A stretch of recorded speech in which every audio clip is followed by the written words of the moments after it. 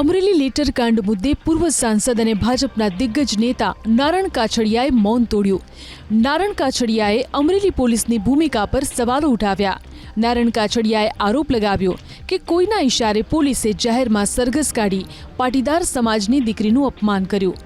ખોટા આરોપ લગાવી દીકરીને પટ્ટાથી માર્યાની વાતને નારણભાઈએ શરમથી માથું ઝુકાવનારી ગણાવી।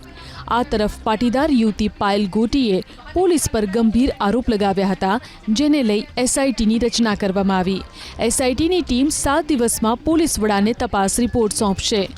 તેવી રીતે એક નિર્દોષ દીકરીનો વરઘોડો નીકળે ત્યારે પટેલ સમાજ નહીં, હર કોઈ સમાજ અને સમગ્ર ગુજરાતનું માથું શરમથી ઝૂકી જાય તેવું આ કામ પોલીસ વિભાગે કર્યું છે, કોઈને સારા થવા માટે। જે પોલીસે કૃત્ય કર્યું છે ને એની તપાસ થવી જોઈએ। કોઈ પણ ગુનેગાર હોય, કોઈ પણ ચાહે અધિકારી હોય યા પદ અધિકારી હોય, તેને સજા થવી જોઈએ ને તો જ આ દીકરીને ન્યાય મળ્યો ગણાય, બાકી ન્યાય મળ્યો ના ગણાય।